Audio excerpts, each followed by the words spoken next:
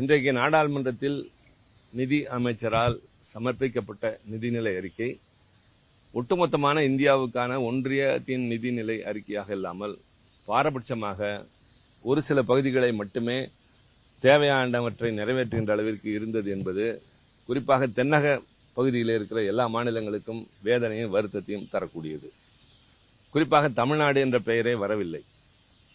உதாரணத்திற்கு சொல்ல வேண்டும் என்றால், சில மாநிலங்களை சொல்லி அதில் எதிர்காலத்தில் பேரிடர் ஏற்படும், வெள்ளத்தினால் பாதிப்பு ஏற்படும், அதற்கு நிதி ஒதுக்கப்படும் என்று சொல்லுகிற நிதியமைச்சர் தமிழ்நாட்டில் ஏற்கனவே வெள்ளம் புயலினால் பாதிக்கப்பட்டு அதற்கான நிவாரண நிதியினை கேட்டு பல முறை முதலமைச்சர் கடிதம் எழுதிவிட்டார், பிரதமரை நேரில் சந்தித்து பேசிவிட்டார், இங்கிருந்து குழு வந்து ஆய்ந்தது, அமைச்சர்கள் வந்து பார்த்தார்கள், ஆனால் கேட்டது எதுவுமே கிடைக்கவில்லை. அதேபோல மதுரை எய்ம்ஸ் அந்த மருத்துவமனை என்பதற்கு நிதி ஒதுக்கீடு என்பதற்கோ மேல்பட்டு எதுவுமே செல்லவில்லை, பல ஆண்டுகளாகிவிட்டது. ரயில்வே திட்டங்கள் எதுவும் தமிழ்நாட்டுக்கு பயன் தரக்கூடிய அல்லது மகிழத்தக்கக்கூடிய அளவிலே இல்லை. ஆக இந்த அரசாங்கம் பீகார் மாநிலத்திற்கு அவர்கள் கேட்டதையெல்லாம் தருவதும், ஆந்திர பிரதேசத்தில் தருவதும் அவர்கள் கூட்டணி கட்சியில் இருப்பவர்களை திருப்திப்படுத்துவதற்காக என்று எடுத்துக்கொள்ளக்கூடிய அளவிலே தான் சூழ்நிலை இருக்கிறது. 2 மாநிலங்களுக்கு தருவதில் யாருக்கும் கருத்து வேறுபாடு இருக்க முடியாது. அதே போல மற்ற மாநிலங்களையும் பாரபட்சம் இல்லாமல் சமநிலை கண்ணோட்டத்தோடு பார்க்க வேண்டிய கடமை அரசாங்கத்துக்கு இருக்கிறது. ஆனால் பாரதிய ஜனதா கட்சியினுடைய அணுகுமுறை முன்பை விட இப்போது இன்னும் மோசமாக இருக்கிறது என்பதுதான் தோற்றமளிக்கிறது. இன்னும் சொல்ல வேண்டும் என்றால், எதிர்காலத்தில் நாடு எப்படி இருக்கும் என்பது குறித்த தொலைநோக்கு பார்வை இல்லை. இந்தியாவில் இருக்கிற அதிகமான இளைஞர்கள் வேலை வாய்ப்பை தேடி அலைகிறார்கள்.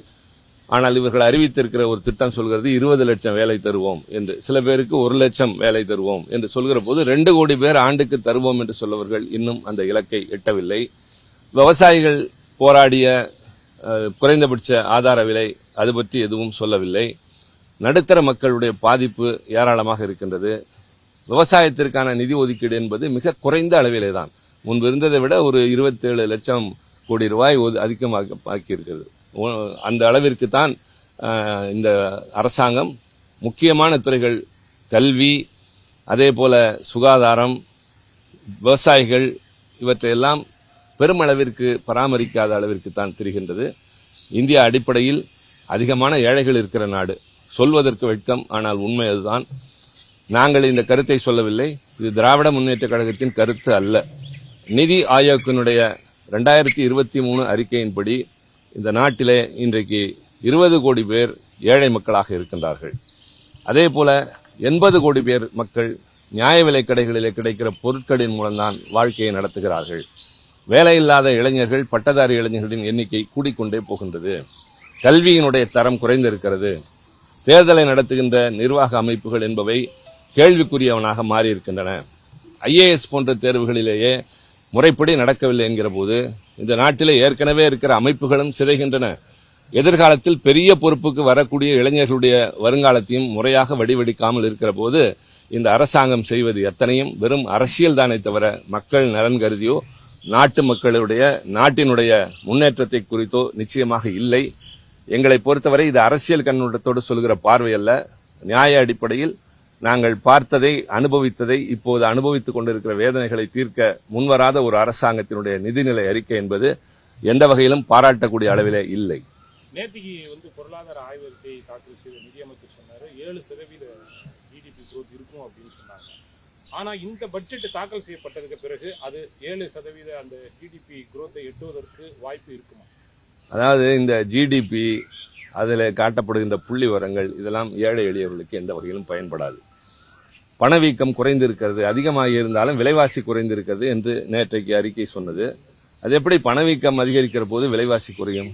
சுத்தமாக ஏற்றுக்கொள்ள முடியாத ஒன்று. பணவீக்கம் என்பதே பொருட்கள் கிடைப்பது குறைவாக இருக்கும், உற்பத்தி குறைவாக இருக்கும், ஆனால் கையிலே பணம் அதிகம் இருக்கும். அதை கொண்டு வாங்க முடியாதவர்கள் பணத்தை கையிலே வைத்திருப்பார்கள். இதைத்தான் பணவீக்கம் என்று சொல்வது. ஆக அது குறைந்திருக்கிறது, விலைவாசி அதே போல குறைந்திருக்கிறது, அதாவது பணவீக்கம் கூடியிருக்கின்றது, விலைவாசி குறைந்திருக்கிறது என்று முரண்பாடான தகவலை எல்லாம் சொல்கிறார்கள். நிறைய விசித்திரங்கள், நிறைய வேடிக்கைகள். ஆனால் போராடி இந்த நாட்டை காப்பாற்ற வேண்டிய கடமை எதிர்க்கட்சிகளாகிய எங்களுக்கு தான் இருக்கின்றது. பீகார் போன்ற மாநிலங்கள் வந்து எங்க மாநிலத்திற்கு வந்து சிறப்பு அந்தஸ்து வழங்க வேண்டும் அப்படின்னு ஒரு கோரிக்கை வச்சிருந்தாங்க. ஆனா நேத்திக்கு வந்து சிறப்பு அந்தஸ்து வழங்க முடியாது அப்படின்னு சொல்லிட்டு மத்திய இணையமைச்சர் சொல்லியிருந்தார். ஆனா இன்னைக்கு இருக்கிற பட்ஜெட்ல பீகார் போன்ற மாநிலங்களுக்கு சிறப்பு அந்தஸ்து வழங்கப்படாவிட்டாலும் கூடுதலாக பல்வேறு திட்டங்களுக்கு நிதியை வந்து ஒதுக்கீடு செஞ்சிருக்காங்க. அதைத்தான் நான் முதலிலே சொன்னேன், முன்னமே நான் அதைத்தான் சொன்னேன். இங்கே அதாவது பீகார் போன்ற ஆந்திர பிரதேசத்தை போன்ற அவர்களுக்கு கூட்டணியில் இருக்கிற மாநிலங்களுக்கு நிதி உதவி செய்திருக்கிறார்கள். நாங்கள் அதை ஏன் என்று கேட்கவில்லை, மாறாக எங்களுக்கு ஏன் செய்யவில்லை என்றுதான் கேட்கிறோம்.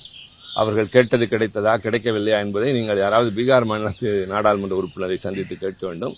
தமிழ்நாடு வஞ்சிக்கப்பட்டிருக்கிறது, தமிழ்நாடு புறக்கணிக்கப்பட்டிருக்கின்றது.